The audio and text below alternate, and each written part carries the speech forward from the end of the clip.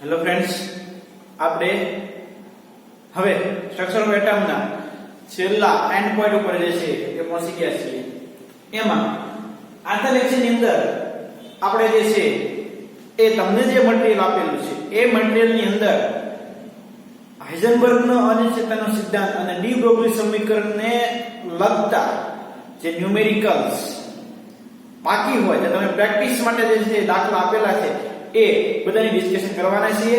સાથે સાથે અમુક જે એમસીક્યુ અગત્યના હોય અને બાકી રહી ગયા હોય જે તમને સોલ્વ કરવામાં થોડો કઈ માઇનર પ્રોબ્લેમ પડે હોય એવું કઈ હોય તો એની પણ જે છે આપણે ડિસ્કશન કરવા જઈ રહ્યા છીએ.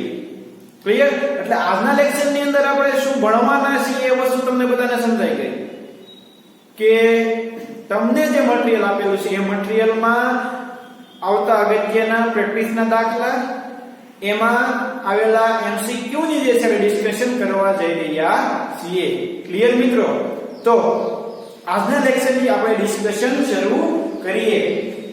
એમાં તમને આપેલા મટીરીયલની અંદર 30મા નંબરનો ન્યુમેરિકલ છે કે જુદા જુદા વિકિરણની તરંગલંબાઈ તમને આપી દીધેલી છે અને તમારે એમની ઊર્જાના વધતા ક્રમમાં ચડતા ક્રમમાં જે છે ગોઠવવાના છે. તો મિત્રો આપણને તો પહેલા એ ખ્યાલ હોવો જોઈએ કે લેમ્ડા અને ઊર્જા વચ્ચે કયું રિલેશનશિપ છે. તો મિત્રો આપણને ખબર છે આગળ આપણે ભણી ગઈ સમીકરણ આવું આવી ગયું E hc લેમ્ડા. s એટલે પ્રાંત સળાંક, c એટલે પ્રકાશનો વેગ 3 × 10⁸, s એટલે 6.626 × 10⁻³ એટલે આપણે જે છે આને આમ લખી શકીએ કે E ઇન્વર્સલી પ્રોપોર્શનલ ટુ લેમ્ડા એટલે કે લેમ્ડા અને ઊર્જા એકબીજાના વ્યસ્ત પ્રમાણની અંદર છે. બરોબર? તો જેમ ઊર્જા વધે એમ લેમ્ડા ઘટે. આ જે છે શું થાય? વધે. આ જે છે ઘટે. મિત્રો ઊર્જા જે છે એ ઘટે તો લેમ્ડા જે છે એ વધે કારણ કે એકબીજાના ઇન્વર્સલી પ્રોપોર્શનલ ની અંદર છે. તો આપણને અલગ અલગ લેમ્ડા જે છે આપી દીધેલી છે. જુઓ લેમ્ડા એ આપણને આપી દીધેલી છે 300 નેનોમીટર એટલે આવું લખી શકીએ 300 એને ગુણ્યા 10⁻⁹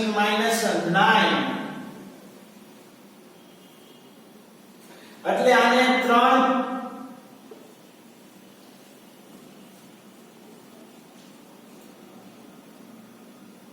લખી શકાય. આમ હાલો તમે એટલે અહીંયા કેટલા ડિજિટ ઘટશે ભાઈ? આમ લખી શકાય 2 0 કેન્સલ આઉટ થાય એટલે આટલા જે છે મીટર થયા. ત્યાર પછી લેમ્ડા બી આપણને આપી દીધેલી છે 300 માઇક્રોમીટર એટલે આને આપણે લખી શકાય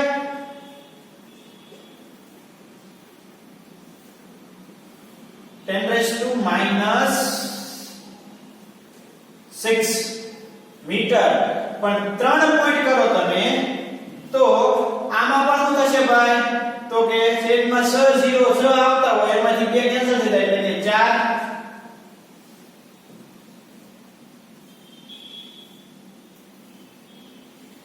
ત્યાર પછી લેમ્ડા સી કેટલા છે ભાઈ? તો કે 3 નેનોમીટર એટલે કે થશે 3 એને ગુણ્યા 10⁻⁹ મીટર.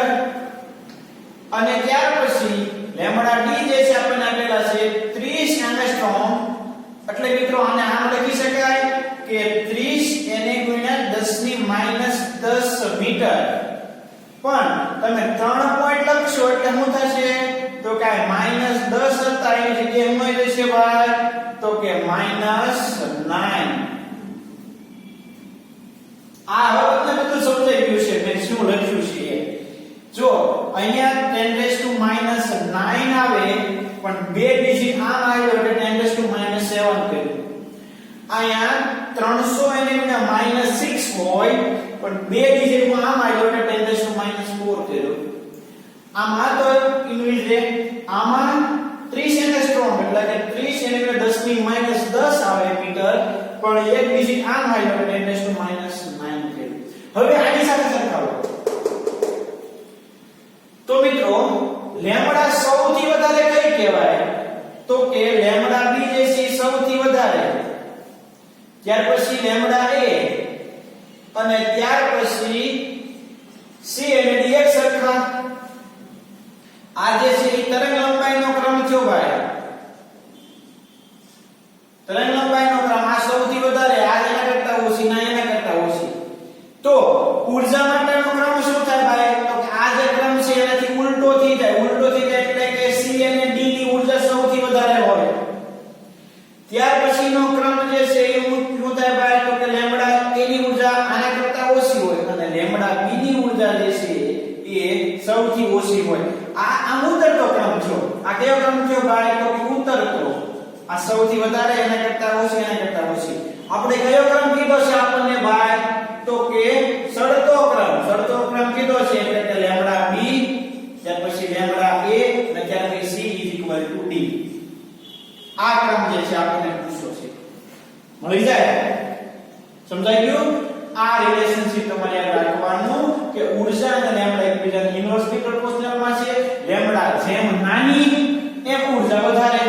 તો આ સૌથી નાની છે 10 - 9 મળે તો એની ઊર્જા સૌથી વધારે, ત્યાર પછી લેમ્બડા એ આવે 10 - 7, ત્યાર પછી બી આવે સૌથી ઓછી. કારણ કે આ સૌથી વધારે કહેવાય, આ સૌથી ઓછી હોય ઊર્જા. ક્લિયર? તો મિત્રો આપણે જે છે આની અંદર આન્સર મળી જાય. આન્સર આવો થશે બી ની સૌથી ઓછી, પછી એ, પછી સી અને ડી ની એક સરખી. ક્લિયર મિત્રો?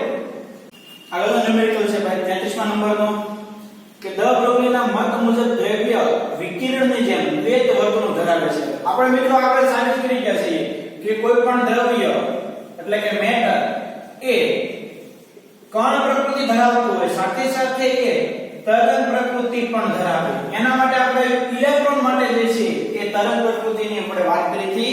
એમાં ડી બ્રોગલી સમીકરણ આવ્યું. કયું સમીકરણ હતું તો કે લેમ્બડા h/mv. એટલે યાદ કરી લો. ઓકે, એટલે કે કણ અને તરંગ બંનેના ગુણધર્મ ધરાવે છે. છતાં 100 ગ્રામ દળ ધરાવતો ક્રિકેટનો દડો, એટલે કે દળ કીધું છે આપણને 100 ગ્રામ,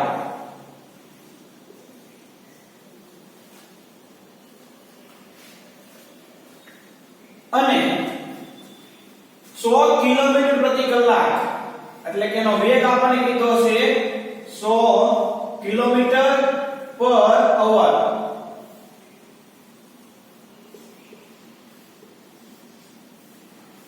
ની ઝડપથી બોલર દ્વારા ફેંકવામાં આવે ત્યારે તે તરંગની જેમ ગતિ કરતો નથી.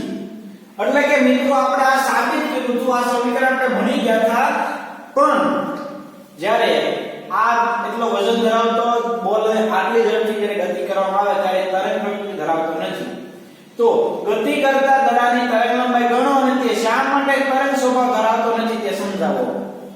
એટલે કે મિત્રો આ જે દડો જે છે એ ખરેખર તો દ્રવ્ય છે, એટલે કે તરંગ સ્વભાવ ધરાવતો હોવો જોઈએ, પણ કેમ નથી ધરાવતો એ જે છે આપણે સાબિત કરવાનું છે, એ આપણે ગણવાનું છે. તો મિત્રો આપણે એની લેમ્બડા જે છે ગણવાની છે. આપણે શું કીધું છે એની લેમ્બડા ગણવા માટે સમીકરણ છે લેમ્બડા h/mv. એમાં આપણને h એટલે કે પ્લાનની સંખ્યા આપી દેલો છે, એ હોય આપણી પાસે, દળ આપણને આપ્યું છે અને એનો વેગ આપ્યો છે, પણ આ ગ્રામમાં છે એટલે તમારે કેજી માં ફેરવવો પડે, એટલે 0.1 કિલોગ્રામ. મિત્રો એનો વેગ આપણને આપ્યો છે કિલોમીટર પ્રતિ કલાક. આપણે શેમાં જોઈએ તો મીટર પર સેકન્ડ ની અંદર જોઈએ. શેમાં જોઈએ આપણે તો કે મીટર પર સેકન્ડમાં. તો મિત્રો 100 એને ગુણ્યા 10⁻³ એટલે મીટર થઈ જાય,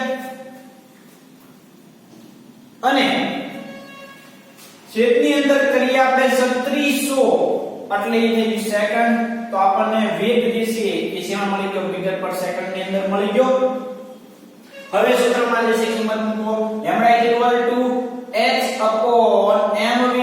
h એટલે કે પ્લાન્ક અચળાંક કેટલો તો કે 6.626 into 10 raised to minus 34 મિત્રો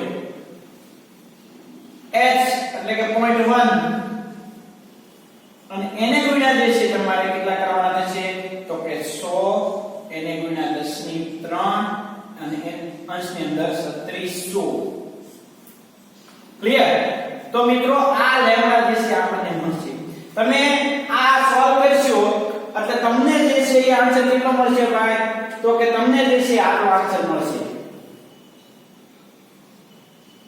238.5 10 ની માઈનસ 36 મીટર ઇન્વર્સ સપોઝ 626 10 ની માઈનસ 3700 અને આ 100 કેન્સલ આઉટ થાય એટલે જે છે ડાયરેક્ટ 1000 લખ્યા ને 0.1 એટલે આ 0 અને આ 0 કેન્સલ કર્યા એટલે 10 ને 3 થાય એટલે 1000 લખ્યા અને અંશમાં જે છે 36 મિત્રો આપણને લેમ્ડા જે છે 10⁻36 ખૂબ સૂક્ષ્મ મળે છે ખૂબ નાની મળે છે એટલા માટે આ જે ગતિશીલ દળાવી તરંગમાં અતિ સૂક્ષ્મ હોય એટલે જ મિત્રો તરંગ પ્રકૃતિ આપણે જે નક્કી કરી શકતા નથી લેમ્ડા જે છે મિત્રો લેમ્ડા એ ખૂબ નાની મળે તેથી દળાની તરંગ પ્રકૃતિ આપણે જે છે એ જાણી શકતા નથી સમજાણું ભાઈ આ વાત છે આ ન્યુમેરિકલ્સની લેમ્ડા જે છે આપણે ગણવાની કીધી હતી સૂત્રમાં કિંમત મૂકી જો ખાસ મિત્રો યાદ રાખજો તમે આગળ ભવિષ્યની અંદર તમે રિવિઝન કરો ત્યારે મિત્રો ખાસ યાદ રાખજો આ λ/h/mv સમીકરણની અંદર યુનિટ જે છે બધા એક સરખા SI તો SI CGS તો CGS MKS તો MKS યુનિટ બધા એક સરખા માં હોવા જોઈએ SI તો બધા SI માં તે CGS તો બધા CGS માં MKS તો બધા MKS ની અંદર મિત્રો યુનિટમાં તમે ભૂલ કરશો તો આન્સર નહીં આવે મિત્રો અહીંયા તમે ગ્રામ ને કિલોગ્રામમાં કન્વર્ટ કરો તો આને તમારે કિલોમીટર અને મીટર પર સેકન્ડમાં કન્વર્ટ કરવા જ પડે અને આને તમે કન્વર્ટ ન કરો તો અહીંયા જે જૂલ જે છે ને વર્ગમાં એનો તમારે બીજામાં કન્વર્ટ કરવા પડે મિત્રો ટ્રાન્સફર યુનિટ ટ્રાન્સફર ખાસ યાદ રાખજો મિત્રો લખવું તો લખી નાખજો દાખલા તમે ગણતા હો ત્યારે કે એકમ પરિવર્તનમાં ખૂબ જ છે ધ્યાન રાખવાનું મિત્રો એટલે જે છે પ્રોબ્લેમ નહીં પડે વસ્તુ અહીંયા જે છે એ આવશે મેં બાકી આપણે બધાને આવડતું જ હોય આ વસ્તુ જે છે ખાસ આપણે યાદ રાખીને શીખવાનું છે ક્લિયર તો આગળ તમને જે છે અંદાજ આવી ગયો છે ન્યુમેરિકલ્સ કઈ રીતે કેલ્ક્યુલેટ થશે એક ટેબલ ટેનિસના દડાનું દળ 10 ગ્રામ અને વેગ 90 મીટર પર સેકન્ડ છે જો વેગ 4% ની ચોકસાઈથી માપી શકાય તો સ્થાનમાં અનિશ્ચિતતા ગણો મિત્રો આપણને દળ જે છે આપ્યું છે દળ એટલે શું આપ્યું છે તો કે આપણને જે છે ઈ m આપ્યો છે m કેટલો આપ્યો છે ભાઈ તો કે 10 ગ્રામ અને વેગ જે છે આપ્યો છે કેટલો આપ્યો છે ભાઈ તો કે 90 મીટર પર સેકન્ડ ચોકસાઈ કેટલાની કીધી છે 4% ની એટલે કે ડેલ્ટા v બરાબર શું થશે ભાઈ ડેલ્ટા v બરાબર તો કે 90 એને ગુણ્યા 4 એની છેદની અંદર 100 બરોબર એટલે ડેલ્ટા v આપણને મળશે 0 કેન્સલ આવું 4 અને 36 ભાગ્યા 10 એટલે કે 3.6 આ જે છે મીટર પર સેકન્ડ જે છે વેગની અનિશ્ચિતતા છે 3.6 મીટર પર સેકન્ડ આપણે શું ગણવાનું છે ભાઈ તો કે સ્થાનની અનિશ્ચિતતા જે છે ગણવાની છે આપણને દળ આપી દીધેલું છે અને વેગની અનિશ્ચિતતા આપી દીધેલી છે કેટલી ચોકસાઈથી મળે છે 3.6 મીટર પર સેકન્ડ જેટલી જે છે એ અનિશ્ચિતતા રહે આમાં 90 પર મીટર પર સેકન્ડ થી વેગ કરે છે ને આટલી ચોકસાઈ છે 4% એટલે જે છે આપણે અનિશ્ચિતતા ગણી 3.6 જેટલી રહે છે આ જે છે મિત્રો ગ્રામમાં છે એને આપણે કેજી માં કન્વર્ટ કરવા પડે એટલે 0.01 કિલોગ્રામ થાય પાકું હવે મિત્રો કયું સમીકરણ યુઝ કરીશું ડેલ્ટા v હોય અને ડેલ્ટા x હોય તો આપણે બધાને ખ્યાલ છે delta x delta v h/4π હાઇઝનબર્ગની અનિશ્ચિતતાનો સિદ્ધાંત આપણે સ્થાનની અનિશ્ચિતતા ગણવાની છે ભાઈ અહીંયા m આવશે તો સમીકરણ ભૂલતા નહીં delta x h/4π m delta v આપણી પાસે બધી જ વસ્તુ છે કિંમત મૂકવા મળો 6.626 10⁻³ 34 divided by 4 into 3.14 into 0.01 into 3.6 clear 4 pi m ને ડેલ્ટા v મિત્રો સોલ્વ કરો તો આપણને જે છે ડેલ્ટા x મળે છે સ્થાનની અનિશ્ચિતતા ક્લિયર થાય છે ભાઈ જો મિત્રો આપણે ખૂબ શાંતિથી દરેક પોઈન્ટ ને જે છે સમજીએ છીએ એટલે ખાસ કોન્સન્ટ્રેશન જે છે એ લેક્ચર જોજો તમે આ કિલોગ્રામ માં કન્વર્ટ કર્યા અને જે છે 90 મીટર પર સેકન્ડ થી ગતિ કરે છે આટલી ચોકસાઈ છે એટલે 4 ભાગ્યા કે એટલે 4 ભાગ્યા 100 કરવાના 90 મલ્ટીપ્લાય કરો એટલે 3.6 આવે એ ડેલ્ટા v છે આપણો વેગની અનિશ્ચિતતા 3.6 આપણી પાસે m છે બધી કિંમત મૂકી અને જે છે મિત્રો આપણને આન્સર આટલો મળશે 1.47 ગુણ્યા 10 ની -3 મીટર જેટલી જે છે એ આપણને મળશે ડેલ્ટા x સ્થાનની અનિશ્ચિતતા શું મળશે આપણને ડેલ્ટા x સ્થાનની અનિશ્ચિતતા ક્લિયર મિત્રો તો આ ન્યુમેરિકલ્સ આપણને હવે ક્લિયર થઈ ગયો હોવો જોઈએ આપણે આગળ હવે મિત્રો તો કારણ અને વિધાન જે છે આપણને આપેલા છે એ જે છે આપણે સમજવાના છે મિત્રો તો મિત્રો આ સમજવા માટે આપણને જૂની થિયરી જે છે યાદ હોવી જોઈએ યાદ હોવા માટે શું કરેલું હોવું જોઈએ તો આપણે એનું રિવિઝન કરેલું હોવું જોઈએ જો મિત્રો તમે ટાઈમસર અને રેગ્યુલરલી રિવિઝન કરતા હશો તો આ જે એમસીક્યુ છે એ તમને સોલ્વ કરવામાં ખૂબ સરળતા રહે છે કારણ અને વિધાન એક્સેલરેશન જે છે આપણે સોલ્વ કરવાના છે જોવો તો ભાઈ શું કહે છે એમાં વિધાન પછી જે છે તમને સમજાવવા નું જે છે પ્રયત્ન કરું પહેલા જે છે રીડ કરી લો ભાઈ કે વિધાન શું કહે છે અને કારણ શું કહે છે અને કયો જે છે આન્સર આવી શકે વિધાન એ આપેલ તત્વના બધા સમસ્થાનિકો સમાન પ્રકારની રાસાયણિક વર્તણૂક દર્શાવે પહેલા આપણે શું ખ્યાલ હોવો જોઈએ વિધાનના સમસ્થાનિકોને કહેવાય z સરખા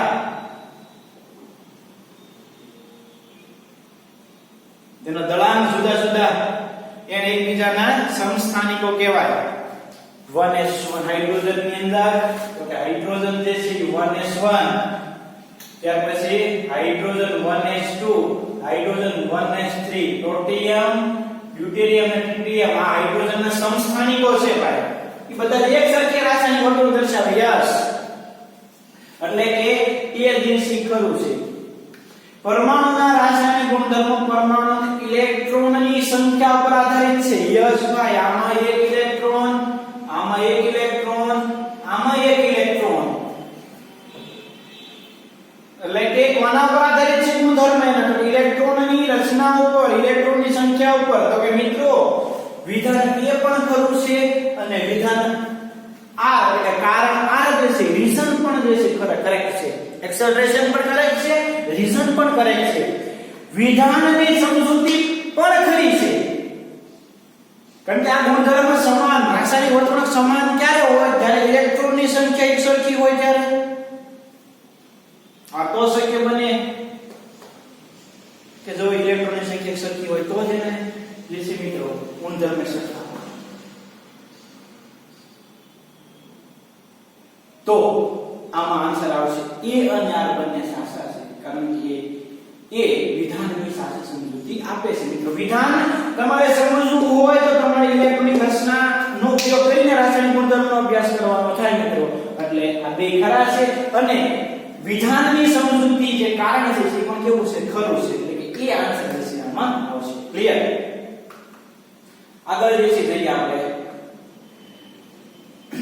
કાળા પદાર્થનું વિકિરણ વિધાન એ શું કહે છે કાળો પદાર્થ એ આદર્શ પદાર્થ છે કે જે બધી જ આવૃત્તિઓનું ઉત્સર્જન અને શોષણ કરે યસ મિત્રો કાળો પદાર્થ એ આદર્શ પદાર્થ છે કે બધી જ આવૃત્તિઓનું ઉત્સર્જન અને શોષણ કરે એટલે એ જે છે ખરું છે વિધાન ખરું છે એનો રીઝન કારણ તો પદાર્થમાંથી ઉત્સર્જિત વિકિરણની આવૃત્તિ તાપમાન વધતા નીચા મૂલ્યોથી ઊંચા મૂલ્યો તરફ જાય આર પણ કરેક્ટ છે વિધાન પણ ખરું બનશે અને કારણ પણ ખરું બનશે પણ મિત્રો વિધાનની સમજૂતી આપણે કારણથી સમજી શકીએ નહીં. એટલે કે એ અને આર બંને ખરા છે પણ સમજૂતી કારણ એ વિધાનની સાચી સમજૂતી આપતું નથી. કેમ કાળો પદાર્થ આદર્શ પદાર્થ છે? તો મિત્રો આવૃત્તિ તાપમાન વધતા નીચા મૂલ્યોથી ઊંચા મૂલ્યો તરફ જાય છે અને જે છે આને કોઈ પણ પ્રકારનું લેવા દેવા નથી. બરોબર ને? ખાસ દ્રષ્ટિ યાદ રાખજો મિત્રો. એટલે કે તમારે વિધાન સમજવું હોય તો તમે કારણનો ઉપયોગ કરીને વિધાન સમજી શકશો નહીં. બે ખરા છે પણ વિધાન સમજવા માટે તમે આ કારણનો ઉપયોગ કરી શકશો નહીં. એટલે કે એ અને આર બંને ખરા છે પરંતુ કારણ એ વિધાનની સાચી સમજૂતી આપી શકતું નથી. બી આન્સર જે છે એમાં આવશે. મિત્રો એમ્સ ની જે પ્રેક્ટિસ કરતા હોય એને આ પ્રકારના જે MCQ આવે એના માટે દરેક થિયરીને ખૂબ ડેપ્થથી જે છે સમજવી પડે અને આપણે જે છે એ યાદ રાખવી પડે. ક્લિયર? તો આમાં જે છે એ બી આન્સર આવી શકે. ઓકે, એટલે બી આન્સર આવે. આગળનો MCQ વિધાન કે ઇલેક્ટ્રોનનું ચોક્કસ સ્થાન અને ચોક્કસ વેગમાન એક જ સાથે નક્કી કરવું અશક્ય છે. એ કેવું છે ભાઈ? ખરું છે. વિધાન કેવું છે? કરેક્ટ. પરમાણુમાં ઇલેક્ટ્રોનનો પથ સ્પષ્ટ છે. ભાઈ બોહર થિયરી ની મર્યાદા છે. હાઇઝનબર્ગનો અનિશ્ચિતતાનો સિદ્ધાંત એ ઇલેક્ટ્રોનના પથ વિશેની સંભાવનાને નકારી કાઢે છે. કેમ નકારી કાઢે? તો કે મિત્રો જ્યારે તમે ઇલેક્ટ્રોનનું સ્થાન નક્કી કરતા હો, એનો પ્રક્ષેપ પથ નક્કી કરતા હો, ત્યારે તમે ઇલેક્ટ્રોન માઇક્રોસ્કોપનો ઉપયોગ કરો. ઇલેક્ટ્રોન માઇક્રોસ્કોપનો ઉપયોગ કરશો એટલે તમે એમાં એ ઇલેક્ટ્રોનને થોડુંક જે છે એ વિકિરણ મળશે, થોડું પ્રકાશ મળશે. જેવો પ્રકાશ મળશે ને એટલે તરત ઇલેક્ટ્રોનનો જે છે એ વેગમાન વધી જશે. કેમ મિત્રો? તો કે આપણે ખબર છે p indirectly proportional two lambda હતું. જો યાદ કરો. અને e ઇનડાયરેક્ટલી લેમ્બડા હોય જે અહીંયા લખેલું છે. તો આ કારણથી તમે ઇલેક્ટ્રોનનું સ્થાન નક્કી ન કરી શકો. ઇલેક્ટ્રોનનો પ્રક્ષેપ પથની જે છે સંભાવના નકારી કાઢે. એટલે મિત્રો આ વિધાન કારણ જે છે ખોટું છે. તો હવે આપણે આવી ગયું આ બે શક્ય નહીં બને સમજૂતી તો આવશે જ નહીં. આમાંથી શું આવી શકે? તો એક ખરું બનશે. આ કેવું છે? ખોટું છે. ઇલેક્ટ્રોનનો પથ અસ્પષ્ટ છે. બોહર મોડેલ નું નિષ્ફળતાનું કારણ જે છે એ આ છે. ઇલેક્ટ્રોનના ચોક્કસ પ્રક્ષેપ પથની જે છે માહિતી તમે હાઇઝનબર્ગના સિદ્ધાંતને તમે લાગુ પાડો તો આપી શકો નહીં. ક્લિયર મિત્રો? એટલે એ ખરું છે, એ સાચું છે. બી જે છે કેવું છે? ખોટું. ઓકે મિત્રો, તો હવે આપણને આ સમજાઈ ગયું છે. આગળનો MCQ છે જો ઇલેક્ટ્રોનની ગતિ ઊર્જા 9 ગણી કરવામાં આવે, કાઇનેટિક એનર્જી એટલે કે ke કેટલા ગણી કરવામાં આવે? 9 ગણી કરવામાં આવે તો તેની સાથે સંકળાયેલ તરંગ લંબાઈ જે છે કેટલી હશે? આપણે જે છે શું ગણવાનું છે ભાઈ? તરંગ લંબાઈ. ગતિ ઊર્જા કેટલી હોય? કેટલી કરવામાં આવે? 9 ગણી કરવામાં આવે તો તેની સાથે સંકળાયેલ લેમ્બડા જે છે કેટલી હોય? પહેલા તો મિત્રો હવે આપણે શું કરવું પડે આમાં? તો ગતિ ઊર્જા બરાબર શું થાય? 1/2 mv². સમજો ગતિ ઊર્જા અને લેમ્બડા વચ્ચેનો સંબંધ આપણને ખ્યાલ હોવો જોઈએ. આ MCQ સોલ્વ કરવો હોય તો આ બે વચ્ચેનો સંબંધ રિલેશનશિપ કેવું હોય તો નક્કી થઈ શકે ને. પણ આ બે વચ્ચે એવું કોઈ રિલેશનશિપ આવતું નથી કે લેમ્બડા અને ગતિ ઊર્જાને આપણે કંઈક સરખાવી શકીએ. કાંઈક ઇન્વર્સ આવી રીતે હોય, ઇન્વર્સલી પ્રોપોર્શનલમાં હોય, ડાયરેક્ટલી પ્રોપોર્શનલમાં સમચલનમાં હોય, એવું કોઈ રિલેશનશિપ એમના વચ્ચેનું કોઈ એવું ઇક્વેશન નથી આવતું મિત્રો કે આપણે આ બેને જે છે સરખાવી શકીએ. તો શું કરવું પડશે? તો કે આ સમીકરણમાં જુઓ તો k બરાબર 1/2 mv² છે. આમાં m એટલે કે ઇલેક્ટ્રોનનું દળ. ભાઈ લેમ્બડામાં દરેક ઇલેક્ટ્રોનનું દળ એક સરખું હોય એટલે દળ હારી કોઈ લેમ્બડાને એક સરખાવી શકાશે નહીં. પણ મિત્રો v એટલે કે વેગ અને લેમ્બડા વચ્ચેનો કોઈ સંબંધ હોય ને તો થઈ શકે. કારણ કે √ke ડાયરેક્ટલી પ્રોપોર્શનલ ટુ વેગ થાય.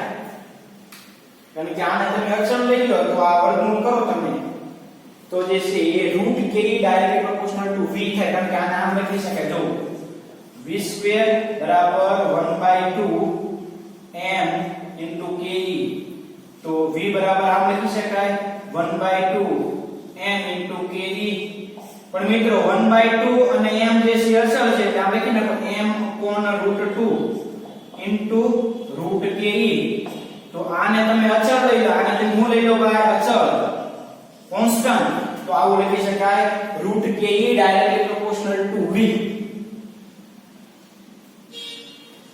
હવે મિત્રો વેગ અને લેમ્બડા ને શું સંબંધ છે, તો આપણે એક સમીકરણ આવી ગયું છે ડી બ્રોગલી સમીકરણ લેમ્બડા h mv. જો મિત્રો આને અચળ લઈ લો તો લેમ્બડા અને વેગ એકબીજાના કેવા થાય, વ્યસ્ત ચલનમાં થાય. સમજજો મિત્રો, ખાસ સમજજો. લેમ્બડા h mv h એટલે પ્લાન્ટ સળંગ, m એટલે ઇલેક્ટ્રોનનું દળ, ઇલેક્ટ્રોનનું દળ આપણે અહીંયા અચળ લીધું તો અહીંયા અચળ લઈ લેવાનું, એટલે કે 9.10 કિલોગ્રામ. તો કે લેમ્બડા અને વેગ એકબીજાને કેવા છે, વ્યસ્ત ચલનમાં છે. તો મિત્રો ગતિ ઉર્જા અને લેમ્બડા કેમ થાય, તો કે ગતિ ઉર્જા અને લેમ્બડા પણ એકબીજાના વ્યસ્ત ચલનમાં થાય, પણ √ke આવશે. શું આવશે? √ke. કેટલા ગણી કરો છો તમે, જે ગતિ ઉર્જા હોય એની કરતા 9 ગણી કરો છો, એટલે કે જો x ગતિ ઉર્જા હોય તો 9x થાય,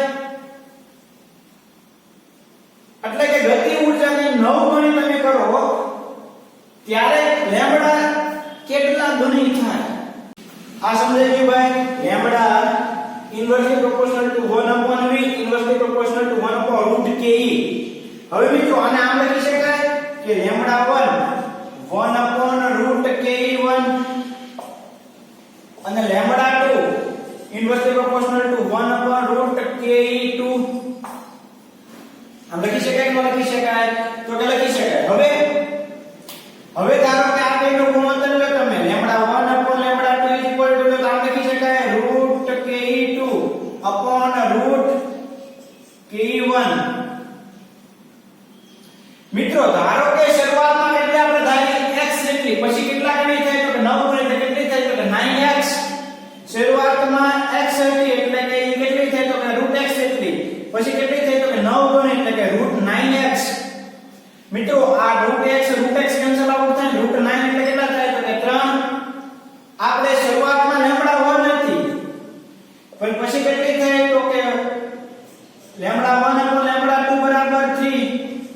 તો આમ થઈ શકે લેમ્બડા 2 બરાબર 1/3 લેમ્બડા 1 કેટલી થાય, તો કે 1/3 ગણી થાય, એટલે કે આટલી થાય. તો મિત્રો સમજણ શક્તિ માંગીને એવો ન્યુમેરિકલ્સ કેવો જોઈશે આ તારવણી છે. આપણને ગતિ ઉર્જા અને લેમ્બડા વચ્ચેનો કોઈ સંબંધ ખ્યાલ નથી, પણ ગતિ ઉર્જા અને વેગ વચ્ચેનો સંબંધ ખ્યાલ છે. ગતિ ઉર્જા અને વેગ વચ્ચે, તો વેગ ડાયરેક્ટલી પ્રોપોર્શનલમાં વર્ગમૂળમાં ગતિ ઉર્જા થાય, પણ આપણને આ સમીકરણ ખબર છે લેમ્બડા h/mv આ અચળ હોય તો 1/v થાય, લેમ્બડા ઇન્વર્સલી પ્રોપોર્શનલ ટુ વેગ થાય. આ બે રિલેશનશિપમાં છે તો આ લખી શકાય. આ લખીશું આપણે તો શરૂઆતમાં આપણે x જેટલી ધારી, પછી 9x કરી 9 ગણી થતી હતી, તો કે લેમ્બડા 1 હતી તો એ સમયે સૂત્રમાં કિંમત મૂકી આપણે, તો લેમ્બડા કેટલા ગણી મળે, તો કે 1/3 ગણી મળે, એટલે કે c આન્સર છે. c આવે. ક્લિયર મિત્રો? ખાસ સમજજો, શાંતિથી વિચારજો, અને ખાસ સમજવા જેવું જે છે આ MCQ છે, એટલે કે આમાં કયો આન્સર આવશે? c આન્સર આવશે. ક્લિયર? કયો આન્સર આવશે ભાઈ? c. ઓકે.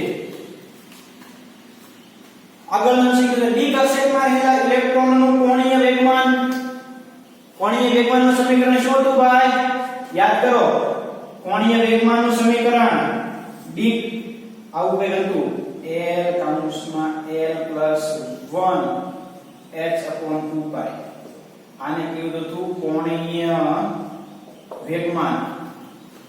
આવી ગયું તો ભાઈ કોણીય વેગમાન. આગળ તમારે આવી ગયું છે સમીકરણ તમે ભણી ગયા છે. કોણીય વેગમાન √L+1 h/2π. કઈ કક્ષક કીધી? ડી કક્ષક. ડી કક્ષક માટે l બરાબર શું થાય ભાઈ 2 થાય, s માટે 0, p માટે 1, d માટે 2, f માટે 3, g માટે 4, s માટે 5. બરોબર ને? તમે આ બહુ સારી રીતે સમજી ગયા છો. તો સૂત્રમાં કિંમત મૂકવાની છે ભાઈ. કોણીય વેગમાન બરાબર 2 * 2 + 1 h/2π. 3 3 * 6 એટલે કે √6 h/2π. કોનું મળ્યું ભાઈ? તો કે જ્યારે ડી કક્ષકમાં રહેલા ઇલેક્ટ્રોનનું કોણીય વેગમાન √6 * h/2π હોય. અહીંયા ડી ના બદલે f કહેતો તો l બરાબર 3 લેવાના. તો કે 5 * 10 એટલે કે √10 h/2π f કક્ષકનું કોણીય વેગમાન થાય. મિત્રો આ તમે જે છે અગાઉ શીખી ગયેલા છો, જે આપણે હાઇઝનબર્ગના સિદ્ધાંત વિશે જે થિયરી આવે એની અંદર છે, તમને સાબિત બનાવી છે. Okay, clear? તો કોણીય વેગમાન જે છે આપણને આવડી જાય √6 h/2π. ઓકે, આગળ જઈએ આપણે. એ આન્સર આવશે. જો તો 30 નંબરનો એમસીક્યુ શું કહે છે ભાઈ? સ્થાનના મૂલ્યની અનિશ્ચિતતા વેગની અનિશ્ચિતતા કરતા કેટલા ગણી છે? 4 ગણી. તો સમજો મિત્રો, થોડા ટ્વિસ્ટ દાખલા જે છે એમસીક્યુ જે છે શરૂ છે એટલે કે તમે સીધા ગણતા હતા. હવે તો થોડું સમજવું પડે. સ્થાનની અનિશ્ચિતતા એટલે કે ડેલ્ટા x એ વેગની અનિશ્ચિતતા કરતા કેટલા ગણી છે? 4 ગણી છે. સ્થાનના મૂલ્યની અનિશ્ચિતતા વેગની અનિશ્ચિતતા કેટલા ગણી છે? 4 ગણી છે. તો ધારો કે વેગની અનિશ્ચિતતા ડેલ્ટા v હોય તો સ્થાનની અનિશ્ચિતતા આવી થાય 4 * ડેલ્ટા v. ધારો કે ડેલ્ટા v એ વેગની અનિશ્ચિતતા છે. ડેલ્ટા v શું છે ભાઈ? વેગની અનિશ્ચિતતા છે. તો સ્થાનની અનિશ્ચિતતા એના કરતા 4 ગણી. તો 4 * ડેલ્ટા v લખી શકાય? ઓબ્વિયસલી લખી શકાય. કોઈનામાં ડાઉટ ન રહે, કારણ કે 4 ગણી છે એટલે 4 * ડેલ્ટા v આ ડેલ્ટા v જેટલી છે. તો આપણે વેગમાનની અનિશ્ચિતતા ગણવાનું છે. જો ગણવાનું છે વેગમાનની અનિશ્ચિતતા એટલે કે ડેલ્ટા p ગણવાનું છે. બોલો શું કહેશું? તો અઘરું આવ્યું હતા ભાઈ. કન્ફ્યુઝ કેવું આવ્યું? ડેલ્ટા x આપ્યો છે આટલો, ડેલ્ટા v આપણને આપ્યો નથી ને આપણે ડેલ્ટા p ગણવાનું કીધું છે. બોલો શું કરશું? કાંઈ નહીં કરવાનું મિત્રો. સમીકરણ તો લખો પહેલા. સમીકરણ આવું છે delta x * delta v is equal to h/4π * m. એની પહેલાનું સમીકરણ લખીને કે આ સમીકરણ નહીં લખો, આપણે આમ લખીએ delta x * delta p * h is equal to h/4π. આ સમીકરણ બધાને યાદ છે? Delta x * delta p is equal to h/4π. મિત્રો ડેલ્ટા x આપણને કેટલો કીધો? તો કે કીધો છે 4 * delta v * delta p is equal to h/4π. હવે શું થશે મિત્રો? તો કે delta v * delta p is equal to h/16. 4 * 4 એટલે 16 અને પાઈ આવું થાય. Delta v * delta p is equal to h/16π. મિત્રો હવે આપણે ડેલ્ટા p ગણવાનો છે. ડેલ્ટા v જો છેદમાં જાય એવું કહે તો છે નહીં આમાં. પણ હું બે બાજુ m વડે ગુણાકાર કરી નાખું તો m * delta v * delta p is equal to mh/16π થઈ કે ને? કોઈ નાદ ન પડી કે આમ થઈ જાય કે બે બાજુ m વડે ગુણા, બે બાજુ સરખા પદ વડે ગુણાકાર કરો કે ભાગાકાર કરો, આ તો સરખો જ આવવાનો છે.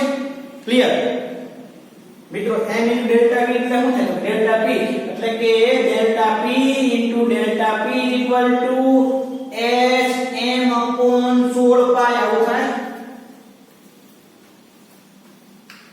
ડેલ્ટા p * ડેલ્ટા p એટલે p², ડેલ્ટા p².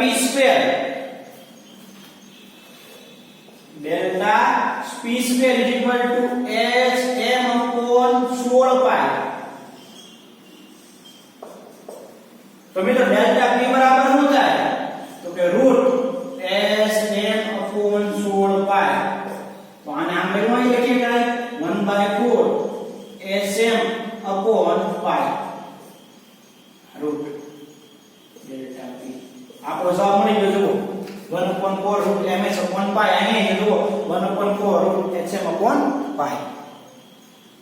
સમજાણું ભાઈ? શું કર્યું? સમજવા રહેવું છે હો. આપણને સ્થાનની અનિશ્ચિતતા વેગની અનિશ્ચિતતા કરતા 4 ગણી છે એવું કીધું. એટલે આપણે વેગની અનિશ્ચિતતા ડેલ્ટા v ધારી તો સ્થાનની અનિશ્ચિતતા 4 * ડેલ્ટા v મળી. આપણે ડાયરેક્ટ હાઇઝનબર્ગનો અનિશ્ચિતતાનો સિદ્ધાંત લખી નાખ્યો. સૂત્ર ડેલ્ટા x ડેલ્ટા p = 1/4 પડે. ડેલ્ટા x ની કિંમત મૂકી એટલે આપણે આવું મળ્યું 4 * ડેલ્ટા v * ડેલ્ટા p = 1/4 પડે. હવે m * delta v * delta p = ms/16π લખીએ કે યસ. હવે માત્ર મિત્રો મારે ડેલ્ટા p ગણવાનો છે એટલે મારે ડેલ્ટા p લાવવો પડે. તો મેં શું કર્યું? બે બાજુ m વડે ગુણાકાર કર્યો. જો અહીંયા અને અહીંયા ગુણાકાર કર્યો એટલે શું થયું? તો કે m * delta v * delta p થાય ને વેગમાનની અનિશ્ચિતતા એટલે ડેલ્ટા p બરાબર શું હોય? ડેલ્ટા p બરાબર આપણે શીખી ગયેલા છે m * ડેલ્ટા v. મિત્રો અહીંયા કિંમત મૂકી ડેલ્ટા p * ડેલ્ટા p એટલે ડેલ્ટા p સ્ક્વેર થાય. સાઈન કરતી કે રૂટ કર્યું સોલ્વ કર્યું એટલે ડેલ્ટા p બરાબર મળ્યું 1/4 √sm/π એ રૂટ એટલે કે v આન્સર આવે. આપણને જે છે આન્સર મળી જાય. સમજાયું ને ભાઈ? જો આવો બધા જે છે એવા એમસીક્યુ શરૂ છે, થોડાક વિચારવા પડે એવા, થોડાક ક્વિઝ થઈ કે એવા. જો આવું નવા રિલેશનશિપ શીખતા ગયા આ બધી શોર્ટકટ કહેવાય.